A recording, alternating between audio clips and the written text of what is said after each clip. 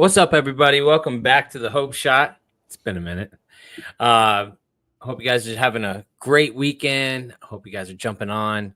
I want to see if Caesar's gonna read that clarity statement real quick. Clarity statement? What's that? It's something that we get clarity about. Oh, No, we get it twisted. Did you get it twisted? The Hope Shot clarity statement. We here at the Hope Shot are a group of people in recovery spreading inspiration. We come from all different walks of life and pathways of recovery. Our verbiage may be different at times, but we all have one thing in common. Recovery is a lifestyle. We support all pathways of recovery. It doesn't matter how you get from A to Z, just get there. Thank you for being a part of our Hope Shot family. Thanks, Caesar. Man, you must have been practicing while we've been on vacation, huh? Because that sounded so much better, and I feel more clear hearing that from you now. Yeah, I look in the mirror every night, and I just recite it for no reason. For no freaking reason? Yeah, in that pretty kitchen of yours. Did you get my picture? I did. It's beautiful. I love the countertops. Oh, thank you. Yeah, those are sick. Yeah. What happened? You guys just jumping on, say what's up. Let us know you're here. We got a good topic tonight, man. And, we are happy to be back. It's been juggling life. It's all fun and games. So you have to juggle it properly, right? And it's been really busy here at the Hope Shot. It's been busy in life. Caesar has been busy with getting his house back together. Nathan's been juggling all kinds of crap. And me, I geek out. Yeah. Life be life. The good way. Yeah. What do you say, Caesar? I said life be life, and we are just insanely busy these days. Yes, sir. What's up, Diane? Good to see you. Thank you for being on. And we have Aaron. Good to see you. Happy Sunday. We got Mr. Wayne Scott in the comments. Tried it on the app. Be clear, Caesar. Don't know what that means. Clarity statement. Oh. And then we have my sister, Katie. What's up, Katie? All right, man. So tonight's topic, we are going to be talking about sweating the small stuff. Why does it matter? Why does it matter so much? Do you know why, Caesar? No, but I bet you're going to tell me. I'm going to tell you. What about you, Nathan? Do you know why it matters? Yes, because it's compromising something I have or want or I'm not going to get. Yeah. Well, it's like we make these big old things out of these small situations, but in that moment, it feels freaking huge. It doesn't feel like I'm ever going to see the end of it, And I could be dramatic at times, I can be overbearing, and in that moment, I feel like, oh my God, this is it. This is it. This is one that does it for me. But every time that I get through it, man, I always see the next side of it, and it's always going to be, so much better, and working through that, not letting it become this big monumental thing that takes me out. That takes me out of where I need to be, that peace, that serenity, that's what we're all looking for. We're trying to stay not so much, like the pendulum, we talk about the pendulum swinging, it could go this way or this way, and in those moments, man, I feel like, can't handle it, but when I get there, man, to the other side, it always feels so much better, and why does it matter? Why does the little things piss me off? Why don't I investigate and see why, why I have these buttons that get pressed by other people or other situations or, and now when I look back at it, I'm like, damn, why'd I make a big deal of that? Why'd I have to blow up like that? But in those moments, man, it is real life. Kamaya says, hi, Kamaya. Man, y'all want to jump on this? Hey, you know about the small things. You say me? Yeah. Okay. All right. Sweat the small stuff. I what came to me when we first we're talking about this before was yeah, you guys look so clear and I'm like a blurry mess. I need to use my camera again. You're in the closet. It's cool. I know, man. No, but there's a spiritual axiom in some literature I like to read. It says, "The if I am disturbed, the problem is always me." You know, and that's a lot to swallow when I'm, early in recovery. And but the funny thing is that it's easier for me to accept that the problem is me early on than in say year 7, because I'm so evolved spiritually. I feel like I've grown so much. So yeah, when I first come in here, it's easy to identify as the problem.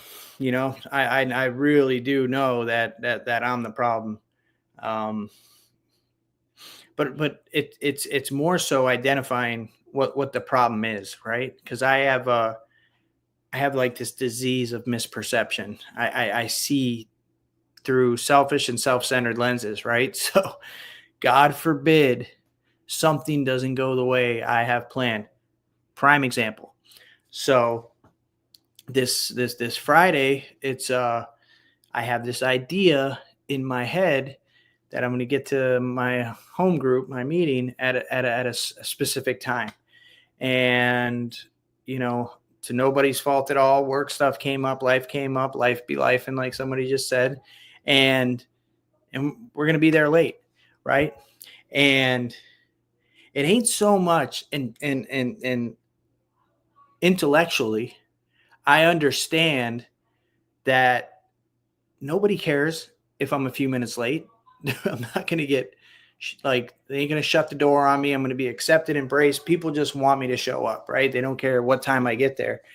But it's because I have this expectation that I was supposed to be there at a certain time. And this is so trivial and so minute that it spins me out. I have a physical reaction to something that bears no relevance in my life at all. And because who knows why. And what happens, I get into that physical state and, I'm a real life alcoholic addict, right? And I cannot stand being uncomfortable. So when I'm uncomfortable, I'll start connecting all sorts of crazy ass dots, right? Forming these narratives that aren't even real, but they validate, they make sense to me, and so the small stuff, man, it's and what's ironic is at this meeting, the topic was surrender, right? True surrender. There were two parts to it. The gentleman brought the meeting in saying, I always ask for help, but I never really surrendered to whatever help was, being given. And what I've discovered is that when I come into this deal completely broken, pathetic, just a desperate, hot mess, longing for anything different than what I've been settling for so many years, I give up. I surrender. I'm done. But as the years go by, what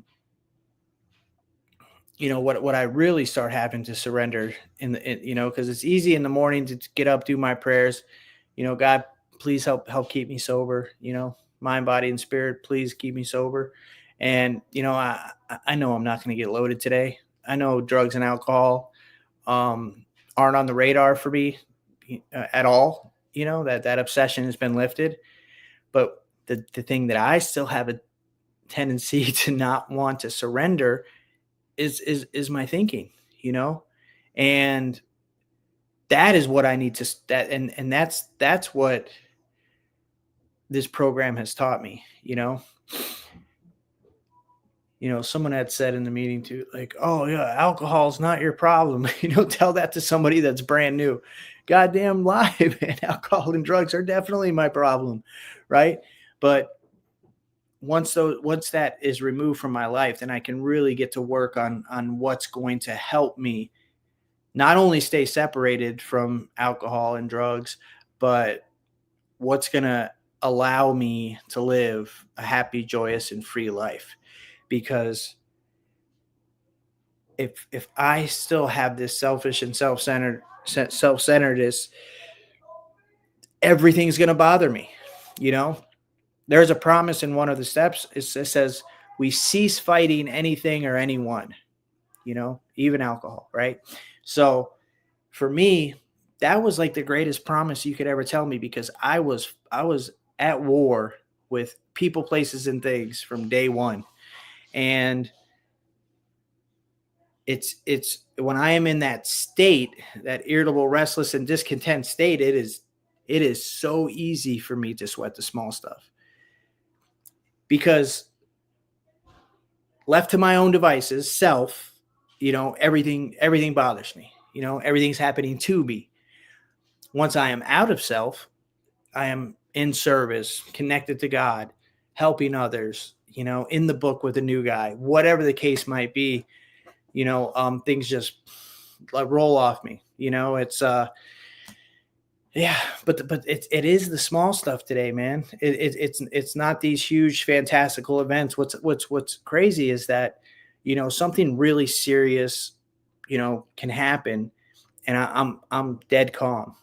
But it's these small, little, minute hang-ups, trip-ups, whatever you want to call them, that'll get me stuck, you know? And why does it matter? It matters because it takes a bunch of those little things, when not properly addressed, that will lead to the big inevitable thing happening, the blow-ups, the fights, what have you. And so I always have to go back to that spiritual axiom, man. If I am disturbed, the problem is me. You know, I have zero control over what happens externally. I have no control over how, you know, what my fiance is going through, what the weather's like, what traffic's like, what this guy says, what this guy does. I have zero control over it, but I have a responsibility to handle how I behave. In this reading this morning, it was so great. It says, thank God I'm not judged for how I think and feel in my head. I would be fucked, man. Right.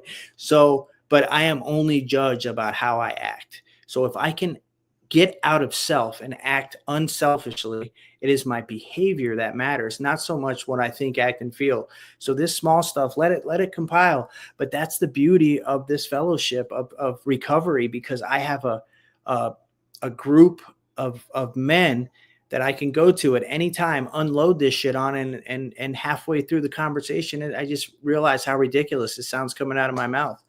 You know, we have people that can hold us accountable. I have these spiritual tools and the ability to stop at any time and connect to this power when I get removed from it, and really put things in perspective, because that's what I have. I have like this disease of perception, man. I have if I am laser focused on the small shit, I am disconnected. I am off the path. And all it takes is for me to plug back in, go be of service, help somebody. And it really puts everything in proper perspective. I mean, I was a hopeless dope addict, right? I spent half my life in prison. You know, I had nothing. So like anything, what I am experiencing today, is such, if I could just switch, make that small little shift back to reality, and truly take a couple steps back and look at how blessed I am, it's very difficult for me to sweat the small stuff. You know, I can really get an idea of just how blessed I am to just be alive, let alone, you know, have a beautiful family, a fellowship, a loving God, relationship with that power, you know, career, all these things that were completely fantastical to a guy like me. I couldn't even conceive or dream this shit up. If I can just get back to that space, but I can't get back to that space through the thing that got me into it in the first place. I need you guys. I need God. I need service. I need to get out of this to get back into that space where, okay, and now I can see the forest for the trees. Is this really a big deal? Absolutely not. You know, it's not. It is a blip on the radar, man. How important or how big of a deal I make it is a direct relation to my connection to God and how busy I am in this deal. Because when I'm doing this, when I am in it, nothing, it's not really a big deal. No, I always say no big deals, man. There really aren't no big deals today in my life. So, but only as a result of, you know, and it's not from a spiritual experience I had back in year one. It's from what I did this morning. It's from getting on my knees, praying, writing to God, reading, reaching out to other guys, talking to my sponsees today. That is what I have to do on a daily basis, because I truly have a daily reprieve contingent on my spiritual condition. Because if I am not doing those things, the small stuff becomes big stuff. So I got to stay busy. I got to keep my feet moving. And in that process, I have the ability to really, you know, get out of my head and see that there are really no big deals. So that's no big deals. No big deals. No big deals. You know, and most of the time I just need to open my mouth, you know, even if it sounds like the most craziest stuff in the world, when I come to somebody else and explain what's going on, like, man, I am going through it. Instead of putting my head down, like, I'm gonna get through it my own. You know, it's turning it over to your higher power. And what is your higher power? People. Nate's my higher power. He's a power greater than myself. That's gonna take me out of my freaking self. Caesar is my higher power. The rooms are my higher power. That's how my higher power shows up, dude. Yeah, you're my higher power, Caesar. Oh, great, Caesar.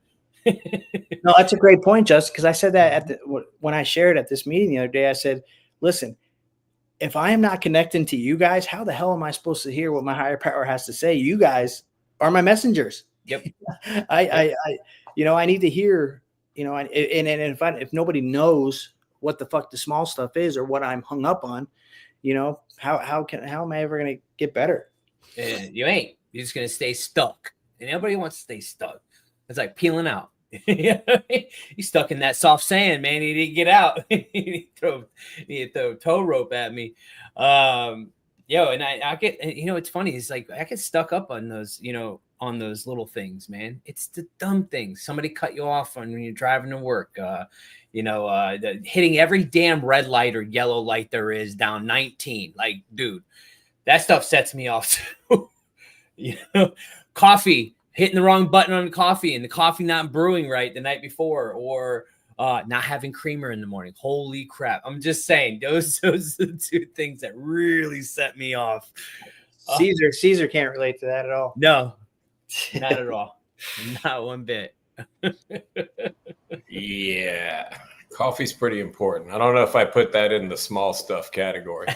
That's a damn boulder, bro. Yeah, that's some pretty big stuff, man.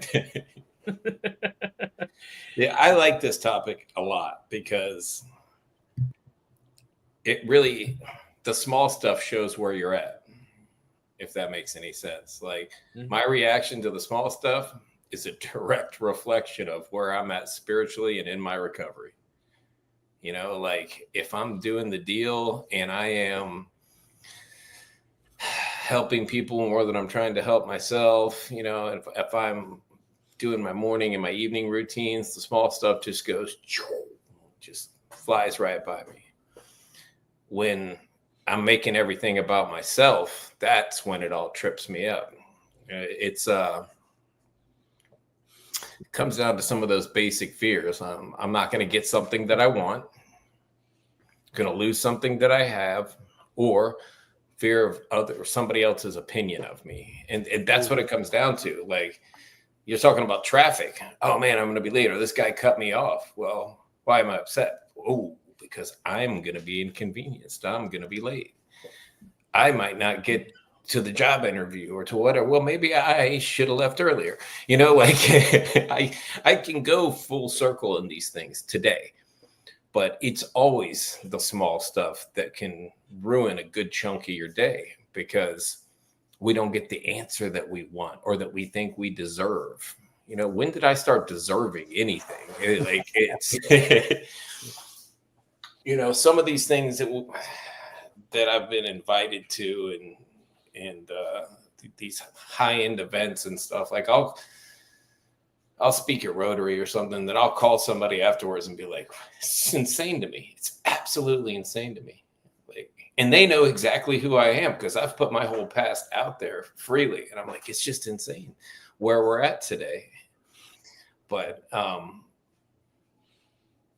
these little things that trip us up, I can hold on to them for as long as I want. Unfortunately, if something doesn't go right at 8 a.m. in the morning, I might be disturbed till noon. I might be disturbed all day long. It depends on how willing I am to use the tools, to pick up the phone, to talk about it. And like Justin said, as soon as I talk about it and I hear it out loud, I realize what a baby I'm being, Oh, hey, Nate, man, I'm so mad. Let me tell you what happened. And like, as I'm saying the words, I'm like, oh, that sounds absolutely ridiculous. And then it pulls me right back out and I'm okay again, if I'm willing to pick the phone up. Sometimes I like to sit there in my righteous anger for a little while. It doesn't get me anywhere. I waste those hours of the day that could have been good and fruitful and useful just being miserable for no reason at all. So I can always trace it back to, if I'm disturbed by little things throughout the day, I'm blaming everybody else for how my day is going. I can trace it right back to, I'm not doing what I need to do in the morning. I'm not doing what I need to do throughout the day. It's me. It's never the situation. It's always me. So, it's, Nate, you put it really well. Like the catastrophic things, we just buckle down. Like, we're like, oh, I'm going to be of service. I'm going to be there to help. There's a death. What can I do? I'm ready for this. Yeah, it's the shoelace stuff. Oh, I've been working on this proposal for a week and a half, and I finally sent it off, and they didn't even respond to the email. Then I sent another email, and they took somebody else's bid. Don't they know that I've been working on this for 2 weeks? Well, dude, I'm not going to get every bid. That's just not how that works. But I am disturbed, because I did all this work with an expectation attached to it. And once again, I could trace it right back to, what did I do wrong? I placed an expectation on something that I shouldn't have. My job is to do the work. The outcomes are not in my hands. I talk about that a lot. If I can just focus on what I'm doing and leave the outcomes to God, like knowing it doesn't matter if it goes this way or if it goes this way. It doesn't matter, because that's what God wants, not what I want. Then I'm okay. It's when I start thinking that I deserve something and I'm like, oh man, that should have gone the way that I wanted it to go. And that's the selfishness creeping in. And it's never going to go away completely. I'm never going to be like Mother Teresa. I'm going to get mad. I'm going to have bad days. I'm going to be disturbed by things. But I have the tools today to run that back and not let it ruin a day, a week, a month. And I also have the ability to take that experience and turn around and tell somebody else, hey, man, don't get all fired up over this thing. I did that last week, and literally I lost a whole day over it. Expecting me out of others is another big thing. Like, I want you to care about the things I care about just as much as I care about them, especially in the workplace. Oh man, I've been putting in 12-hour days. You should too. Well, the guy that's getting a low hourly wage, he's there to get a check, man. Why would he go above and beyond like me? I'm running multiple branches. It's important to me because I got to get work done no matter what. So I can't get mad at him if he's working his ass off for the 8 hours a day that he's supposed to. I can't expect him to care the way that I care. Justin can't expect the guys that work for him to care and have a level of perfection that he has. It's unrealistic. Mm-hmm. So what do we do? Why is it important? It's important because I don't want to waste what could be a beautiful day up in my head filled with resentment about some dumb little thing that happened. So it's important because if you're new in recovery and you get told no a few times, or you're looking for a job and you don't get the answer you're looking for, it could send you back in the other direction. But if you lean on your fellowship, your people, your whatever you got, doesn't matter what it is, if you lean on that and you share what's going on, typically it's not going to take you out. But if you let it pile up and it's the next thing and the next thing and the next thing, you're going to get the oh my God, this dog, I'm sorry. He's been out like 4 times and now he's like, I need to go out so bad. But if you let it pile up and you don't do anything about it, you don't share it with anybody, it is going to eat your lunch eventually. And eat your lunch means you're going to drink or drug or whatever it is. So yeah, that's my 2 cents. I'm going to mute real quick so I can let these dogs out. I was hungry. Now I'm hungry, dude. You're talking about lunch, you know? Too bad I ate your lunch. Yeah. No, you hit the nail on the head with the work stuff. Okay. That is my biggest hang up. My biggest hang up. I expect me out of everybody. That's just how it goes, you know? I've definitely really worked on that area of my life. But when I was doing drywall, especially drywall, oh my God. Like I wanted, like, and if you ain't doing it the way I want, get out of the way. Just get out of the way. And that was my biggest hang up. That's when I can't grow anything when I'm like that. That's just how it is. You know, nothing's going to grow in that environment, you know? And so practicing these principles in all my affairs, it's really easy to say it, but to do it is a whole nother story, and doing it where it really counts. And it's the little things. It's in the job place. It's in, you know, your relationships. It's all these little things, and it's really minute, man, but they triggered something in me that makes me want to jump. Right. I'm like, oh, you don't know who I am? You know, he does all that. You don't know who you think I am, or who I think I am, or whatever. Anyways, but he does it way better.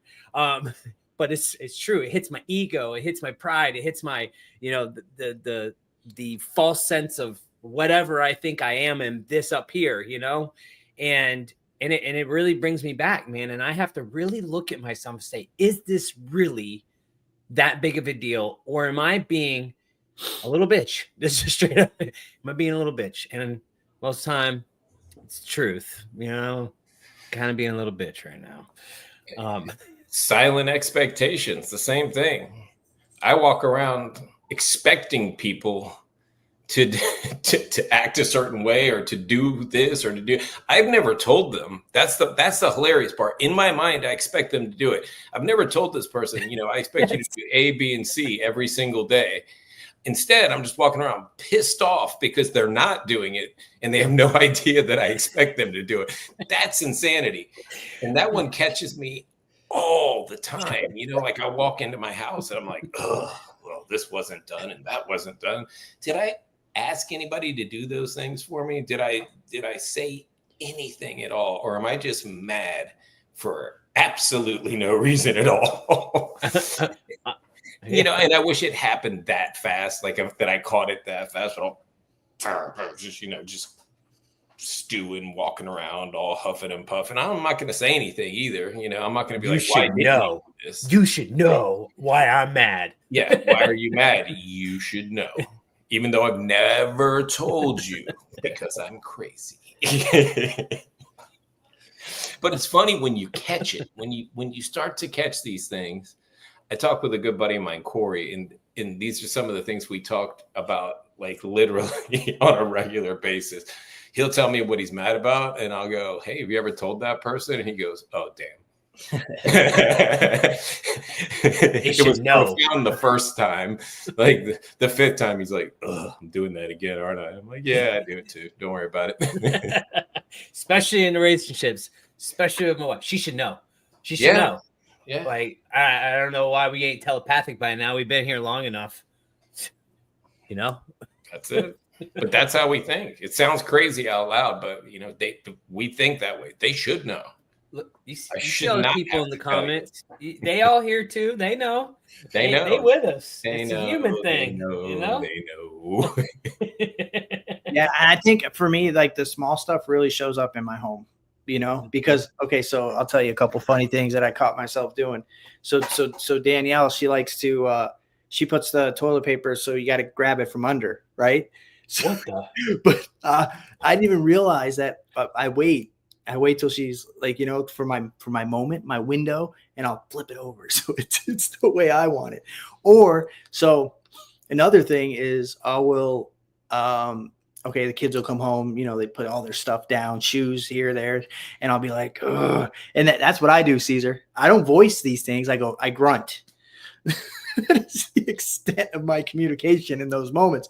And it's like, but then what I discover is that Danielle will be walking, she'll trip over my shoes. I'll do the same thing.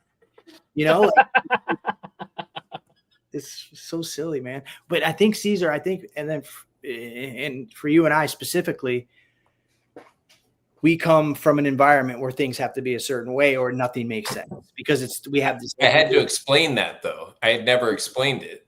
I'm Yeah. like, listen, I had a very small amount of real estate, if you know what I'm saying. Yeah. And I kept it a certain way because that's all I had. And then like my attitude towards things, like physical things like that I buy with my money, I want to keep them nice. And it's very important to me. And we have kids. So that's not even realistic. Kids are going to break stuff. It's normal. But I'm like, y'all just don't care. I'm not going to buy anything anymore. It's ridiculous, but I am the way I am because of what I've been through. When you've got a Foot Locker that holds all of your worldly possessions and that's all you're responsible for, and then you build up these lives that we have now, I look at everything in sweat equity, basically. I look at every single thing I have as hours and hours and hours of work. So I care deeply about it. They don't look at them that way. They look at them as it's just a thing. Yeah. And they shouldn't attach that to it. But that's just, I had to explain, this is the way I am and this is why. Yeah. And I think it's also, I've never had things. No, but that's what I mean. Yeah. I've never had this space.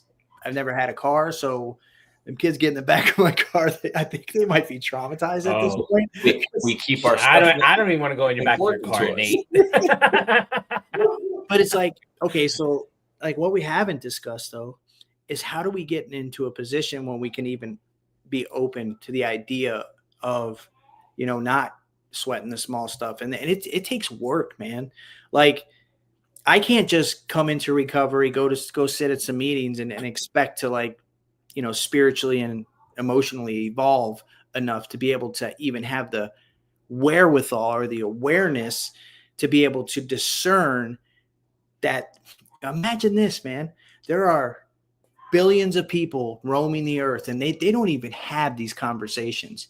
Their whole entire life is sweating small stuff, caught up with politics, with news, with Facebook, with what they did, what you did, Democrats, Republicans, and how blessed are we that we have this beautiful process that we can get unblocked, right? We can go through these steps, get unblocked, get a direct connection to this power where we can really be able to see that there really are no big deals, man. It's cool, man, that I have the freedom today to not be controlled or consumed by people, places, and things, and that goes for, the political climate, I'm not even on social media, but everything, right? It's what a gift. But that took work, man. And it takes work, maintenance of the work I put in and doing the work over. And, thank God, like in our, we says we come to believe, I have to come to believe every morning that I have the ability to handle what's in front of me, and I have to put the work in order to, when people, I had to put on my spiritual armor. So I used to think that was so cheesy. I'm like, get the fuck out of here, man. You're so corny, man. But it's true. It's true, man. I have to put on this spiritual armor, man. So I can, I need to defend myself, man, against myself. Yeah. I don't need armor on the outside. I need armor in the inside. Armor all. Yeah. They Kevlar around my brain. Yeah. What up, Steve? Big Steve. Wait. We got Rachel's 5 years is today. Shout out to Rachel What? on 5 years today. 5. Congratulations, Rachel. That 5 was that hit different. That's a sweet spot right there. Yeah. Yeah, that's when Yeah, everything that 5 hit different. Yeah. It pops out, bro. Your head pops out of your ass. At least for me, it did. That was really facts. Yeah, that's Rachel's 5 years of not sweating the small shit or sweating the small shit and getting through it. How's that? Yeah. Yeah. That's a beautiful thing. And, and like, you know what, man, one of the greatest lessons is to give myself some grace, man. When I'm going to get messy, I don't want to get on this spiritual hilltop where I think I have to be like a fucking guru walking around unaffected by anything every single day, and it's the, when I do sweat the small stuff, when I do trip up and I get to, it keeps me close and like, and needing this God, Mm-hmm. It keeps me seeking, but I can beat the shit out of myself, man.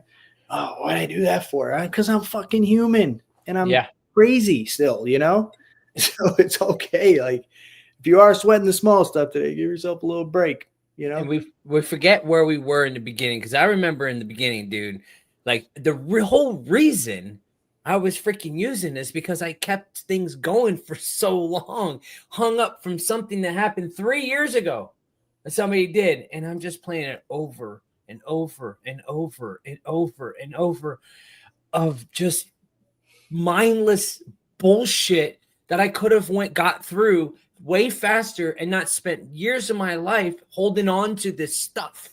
This shit's heavy. And what better way than just letting it go by just giving it to somebody and letting them in. That is a gift we can give somebody as well. That is just me talking about with Nate. It makes him feel not so crazy. Like I'm not just a superhuman that goes around just and then Nate the same way. Like he goes through shit just the same. This is why it's so important for us to get on here and talk about it. That's why it's so important to let people in. It's why it's so important to get vulnerable because then other people don't feel like they're crazy too. Because everybody's just running around here thinking they're crazy and they're really not. We're human. It happens. Caesar, I know you wanted to unmute to say something. No, I was just going to say that Nathan hit it when he said, I'm human and I'm crazy. But you want to talk about me beating myself up? Forget other people. How about when I make a mistake, like an actual mistake? Like, ooh, I'm harder on. I don't know what you're talking about. Else. Nobody could say a word to me. I just know that I made the mistake, and that's like, where along the way did anybody say I was going to be perfect? Like, where did I get that notion that somehow everything that I'm going to do is just going to work out and it's going to be perfect? Because that's insane. I don't make a lot of like work related mistakes and stuff like that, but like, of course I'm going to miss a deadline on something. Like things are going to happen. And I'm like, oh man, I suck. I am like a piece of shit. How could I let that happen? Like beat my own ass over some dumb shit. Like I couldn't even get out of bed most days in the past, like even leave my bedroom. And now I'm worried, like out of 65 bids that I do in a week, that one of them I didn't hit it exactly, even early, on the deadline. And I'm like, but I'll beat myself up over that stuff.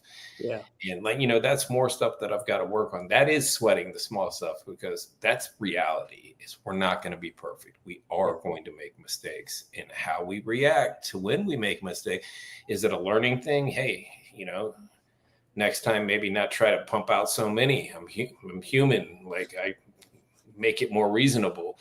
No, instead I'm going to just beat myself down. And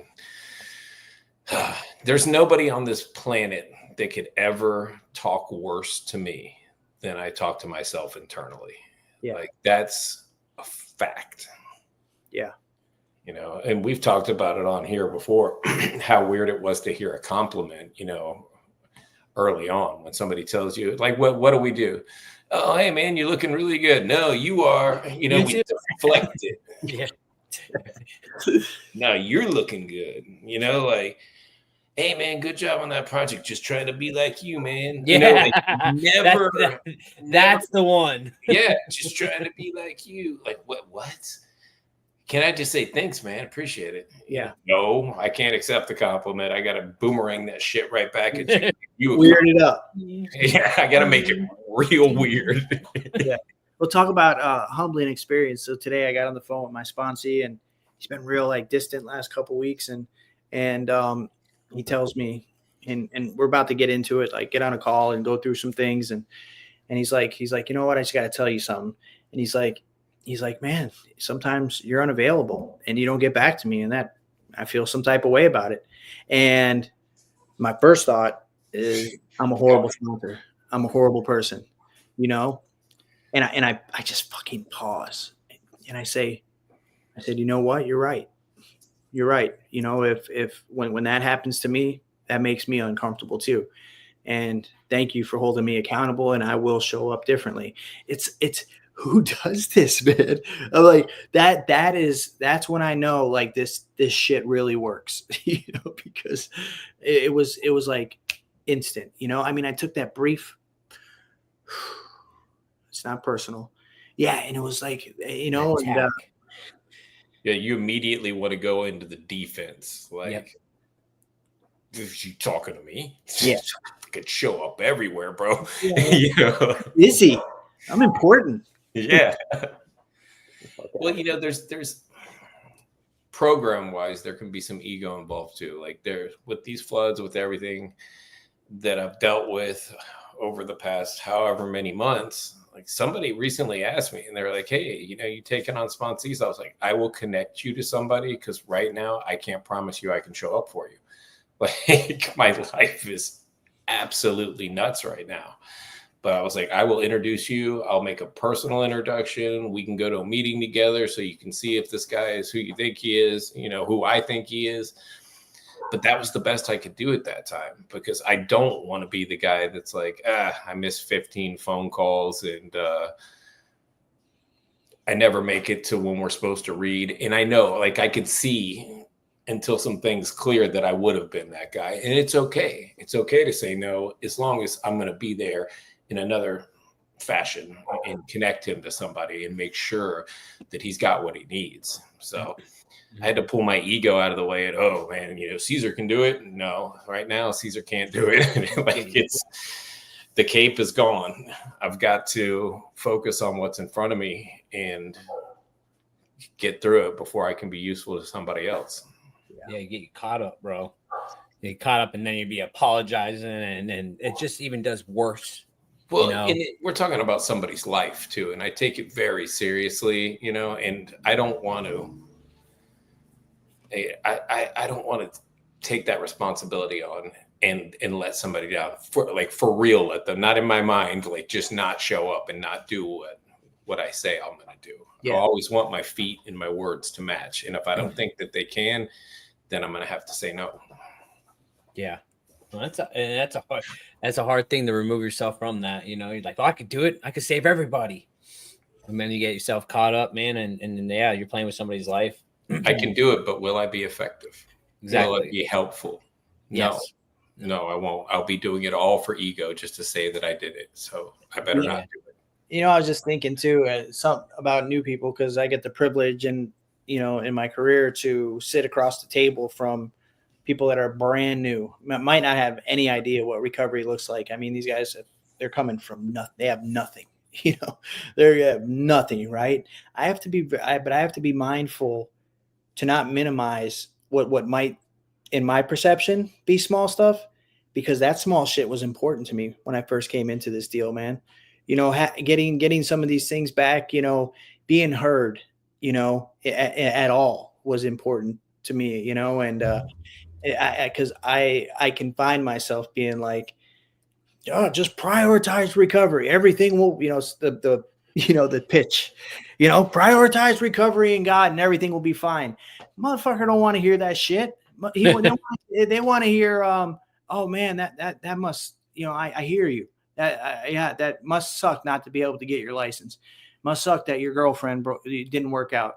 These things that I can, I just had that revelation. I can. Let's not minimize what these dude, small stuff is, because to them it's important. It was sure as hell was important to me.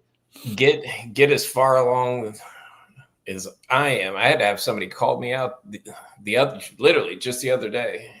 Like, I made a statement. I was like, man, I just don't understand why that guy keeps relapsing. And like, I just don't get it. Like, I don't understand how he could have this much time and then go back out, burn his whole life down, come back, and the guy goes, isn't that exactly what you did? Like, until it stuck? Like, isn't that literally exactly what you did? How many times did you come in and out, like, before it actually? And I was like, thank you. Thank you for reminding me of that, because I thought I'm looking real judgy over here right now. Oh, I can't believe he keeps relapsing. Bro, I relapsed. I couldn't keep a day together. I need to hear that. I have to have people around me that can put me right back down to the right sized. Yeah, it's that what you just said, Caesar. It's like in my inventory 3 or 4 days out of the week, because I'll be judgy Judgerton, man. I'm sitting. I'm like, damn, man, what? Why can't this guy get, like, this is coming out of my mouth? Why can't this guy get? I couldn't get it for 20 years. Yeah. No idea what it was to get. Yeah, I didn't even know what it was, nor if I wanted. What are we getting? And these guys they're fighting. Like, man, what a miracle! What strength and courage it takes to be that guy that keeps going out and coming back. That to me is just a testament to how powerful this, when to muster up the courage and strength to come back. And how dare I judge that person, man? But I can get there because you know what? I think it is, Caesar and Justin. It's like, because we know what, when properly applied and practiced, what this deal can do for this individual sitting across from us, and all we want is to give that to them. But we have the evidence. We're living in it. That's what. Yeah, but they don't know. They're running on pure faith. Yeah. Like, and the thing is, where I get, it's not mine to give. It's only God's. You know what I mean? I can only be the channel. And that's where and there we go again. That's where it comes back to the small stuff. Like, I have to keep thinking or stop thinking that I have anything to, you know what I mean? It's not mine to give. Mm-hmm. It is something I can share, but I can't help. I can't change this person. They have to want to change. I can be a vehicle to get to the power that can help them change. But but it's frustrating. It's frustrating. You were in that meeting, I don't know, a year or two ago. We were talking about sponsorship, and Chad said, he goes, it doesn't matter.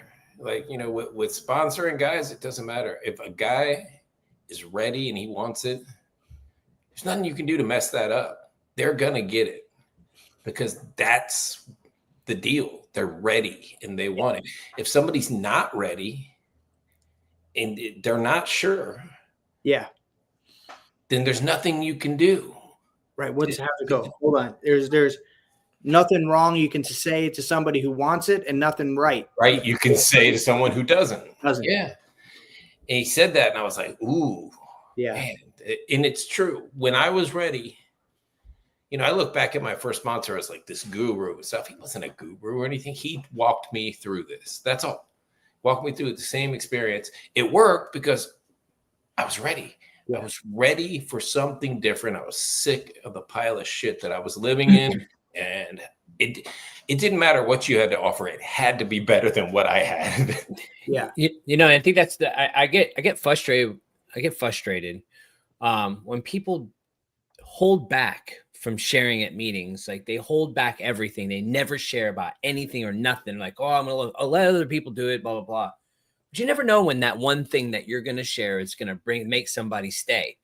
and it's so true, because I don't know what it was the day that I decided, the day I was willing. We don't know when they are, or what it's going to be, or who's saying it, or what's coming out, that somebody's going to hold on to that thing and go, man, I think I can fucking do it. Mine was some guy at a it was a convention, or it's like a Unity Day type thing.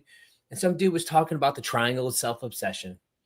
And he literally pinpointed me to the T, and I stuck. That stuck. It didn't. Nothing else mattered. My family's important to me, but my wife leaving me, my kids leaving me, losing jobs, careers, all this stuff didn't matter. But that one thing stuck with me, and it was who I was, as a person. And I hate being that person, but I didn't know how to be in the other way, So like, those are the things that, like, it's so important for us to go out there and talk to people, let people in, get vulnerable. Like, it's so important, because when we let those walls down, it lets people in, and they might stay. That one thing that you said, that they know that you're human, and now they can relate with you. It's so important. It's so important. As powerful, Justin, because that's. I remember talking to Mike, my first sponsor, and I was like, because this was my distorted logic, because I would come in here completely sick, right?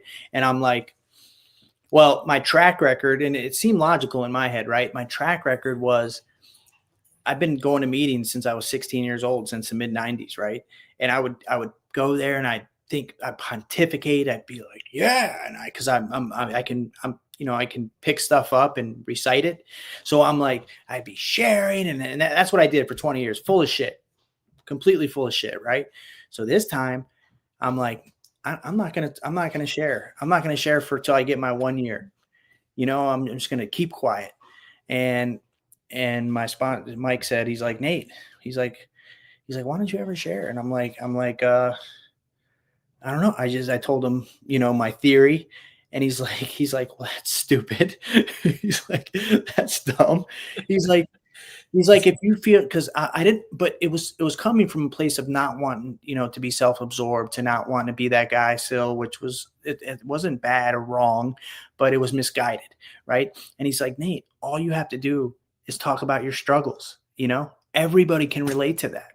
Everybody can relate to the struggles. And that's the thing, Justin, that stuck with me, because that's what I like to do, even years into this now. I like to, let people know that, hey, we're still bozos on the bus, man. We're just like, the difference between me and a guy with 1 day is he stays in the mess like this long, and I stay in the mess that long, because I have a spiritual solution, and but that not much separates us, man. You know what? That's the cool thing about this deal is not what separates us, but what connects us. And it's that right there, that we're fucking all messy, all longing to connect, and sweating the small stuff and not getting out of our own way so we can, and that's just as relevant, years into this deal, man. Still bozos on the bus. That's it, man.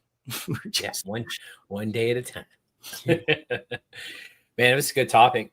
I really, I needed this tonight, not sweating the small stuff. But, since we haven't been on here in a while, I don't know if most people know or not, but we do have an app out. Just want to throw that out there. We have an app out, and once you guys download it, man, you want to keep up with us. There's all kinds of cool things in there for our area, for wellness. There's actually a personality test in there you can take too.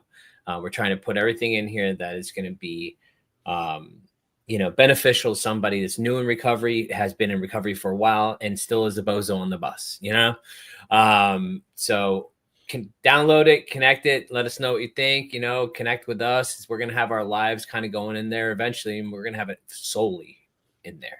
Yeah. So we would like you guys to connect with us and download it and support and all that good stuff. And thank you guys for joining us tonight, man. We're going to do this. We're not going to do this every week. We're bringing it back. We got to reel it back a little bit, but we're going to do it once a month, to keep it manageable for us. We love connecting with you guys. We love coming on here and sharing our life. But we do need to do it once a month. So I guess the first Sunday of the month, we'll start doing this, start getting it back in rotation, first Sunday of the month. So we'll have it scheduled out. I'm going to schedule it all out, and that way you guys know exactly when it's going to happen. If you download the app, I'll definitely have notifications on there because I want to have it going. And we thank you guys, man, for supporting us always, and still showing up and listening to us and hearing us. And we guys hope you got something out of this tonight. It's definitely important. We will see you. Hold on, let me get the date real quick so I can. We'll see you on April 6th. April 6th, we'll see you right here on the Hope Shot. We love you all, man. Hope you have a great week. Let's get what we got? No, the confetti. I forgot about the confetti. Damn it. Okay, there we go. All right, that's good stuff. All right, y'all. We love y'all. Peace.